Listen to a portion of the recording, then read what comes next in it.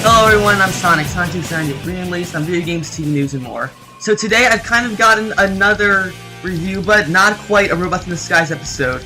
Now, for those of you who don't know, today marks the 20th anniversary of the Transformers Beast Wars television series, which is regarded by many Transformers fans to be one of the best Transformers cartoons of all time. Now, I know, even though I may seem like a big Transformers fan with all my constant Robots in Disguise reviews and how much I love the Transformers Prime, I have never actually seen Transformers Beast Wars up until this point. I just literally learned earlier today that today was the 20th anniversary of it. I always wanted to go around to get to finally watching it, and now it's the 20th anniversary. I think I see no other greater opportunity to go ahead and try and see it. So I went ahead and watched part 1 of the pilot episode today, and I easily gotta say, this is definitely one of the greatest. It definitely has potential to be really good. I mean, it looks like almost on Transformers Prime level. It's definitely got like a serious, down-to-earth tone to it, which I really appreciated the series. And I can see, if this is where Transformers Prime was based off of, I can definitely see that the Transformers Prime and Robots in Disguise in it. So, for this review, we're going to be over part 1 of the Transformers Beast Wars series premiere, Beast Wars Part 1. So, we're going to go, to me, this episode I think did a really good job, but we're going to go over what this episode did right and what it did wrong. So the episode starts off with 2 Transformer ships hurtling towards what was probably a prehistoric Earth. So basically, while normally they have the Autobots and the Decepticons, that's not the case in Beast Wars. We have the Maximals, which are basically the Beast Wars equivalent of Autobots, and the Predacons, which are basically the Beast Wars equivalent of Decepticons. But they're not to be confused with the Transformers Prime Predacons, which are basically just ancient Decepticons. These Predacons are a completely different thing. So basically, the Predacons are chasing the Maximals, or the other way around, the Maximals are chasing the Predacons because Megatron, not the G1 Megatron, but a completely different Megatron, stole something called a Gorgon Disk, I think its name is. That basically allows whoever holds it to find like planets with Energon on them. So basically, what happens is that the Maximals and Predacons end up shooting each other, and they crash land on Earth. When Megatron gets up after crashing, he learns that apparently Earth is too full of energon, that apparently they need to their robot forms to corrode or short circuit if they spend too long in them. So Megatron ends up telling the Predacons to go and develop beast forms that can help them survive on the Earth. So this basically means the Predacons, they all end up getting various dinosaur-themed alt modes, while the Maximals end up getting regular animals. So Megatron, for instance, takes up the form of a T-Rex, Waspinator takes up the form of a wasp, and Dinobot takes on the form of a Velociraptor. Meanwhile, the Maximals end up getting control of various regular prehistoric animals. Cheetor gets the form of a cheetah. Rat Trap gets the form of a giant rat, and of course Optimus Prime gets the form of a gorilla. But this universe he's referred to as Optimus Primal, which is a reference on the fact that he's a gorilla because he's a primate. So I think that's pretty funny. We also have Rhinox, who takes the form of a rhinoceros, and so on. So really, for all the like I said, it's my first time seeing Beast Wars, so I keep confusing Autobots and Maximals and Predacons with Decepticons.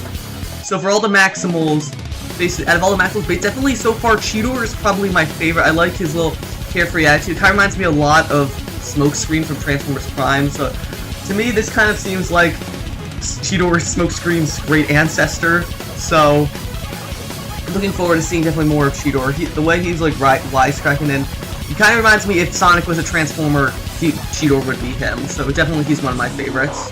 Now we're gonna go on to the Predacons. Definitely Megatron seems to be more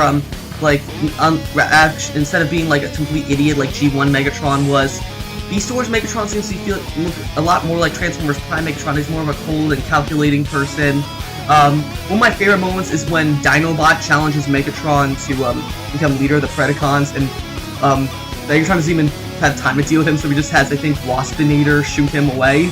So, to me, since Starscream doesn't show up in Transformers Beast Wars, I'm assuming Dinobot's gonna be the Starscream of Beast Wars. So anyway, after that, Cheetor decides to go test out his cheetah form against Optimus and Optimus's orders, so Cheetor ends up running with a bunch of other cheetahs before him. He ends up running into Waspinator. The two get into a fight, and then eventually Optimus, Rat Trap, and Rhinox catch up to him. but not before all Megatron and the rest of the Predacons do as well. So then there's this short battle that goes on.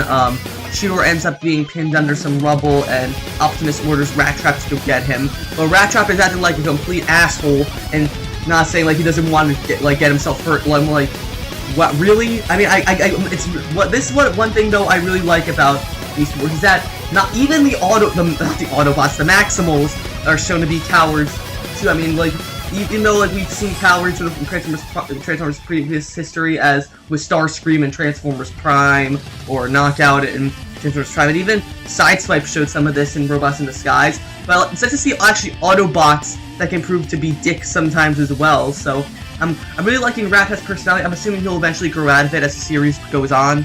But so far, Rat Trap, well, I hate Rat Trap right now. I think he's got potential to be a really interesting character. After Rat Trap refuses to go get him, Optimus ends up jumping in instead, but ends up being wounded by Megatron.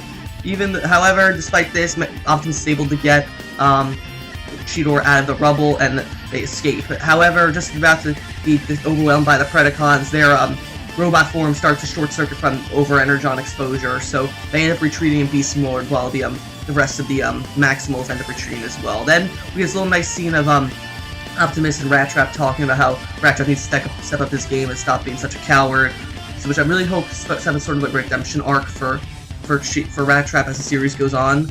But at halfway through their journey, they end up being stopped by Dinobot, who finally found his way back, and he challenges Optimus to become leader of the Maximals because he's done with the Megatron and the rest of the Predacons, and that's basically where the episode ends. And so that was my review of the pilot episode of Transformers Beast Wars Part 1. Definitely, this is after this being my first exposure to the Beast Wars series, of course on its 20th anniversary, I think I can see why people love this series so much. It definitely, from what I've seen, looks like a great series. If I had to rate this episode, I would go ahead and give it a 9.5 out of 10. It seems like a great start to a really good series. The only cons really being, I did think that, the graphics are kind of outdated. I mean, this is 20 years ago. The graphics were kind of, like, at some points, injuries didn't really look that bad, but aside from those graphical points, that's what the half point is off. This is almost a perfect 10. I really love this. Definitely better than most of, but definitely it's better than most of Robots in Disguise Season 1's episodes, and some of Season 2's episodes, especially that god-awful Suspended. So that's my review of Transformers Beast Wars Episode 1. I'll be back eventually with Beast Wars Episode 2. I wanted to now just to let you all know, this review series will not be updated weekly as with Robots in Disguise, but eventually this will probably be a teaser review, and then after the Robots in Disguise Season 2 over, I'll be back with trying to upload Beast War episodes once a week. But if not, they'll probably be at least once a month. So don't expect to see Transformers Beast Wars reviews that much. At most, I might try to get them up once a week after Robots in Disguise is over, but for now, this will be the only review of Beast Wars I'll have up until Robots in Disguise Season 2 is over.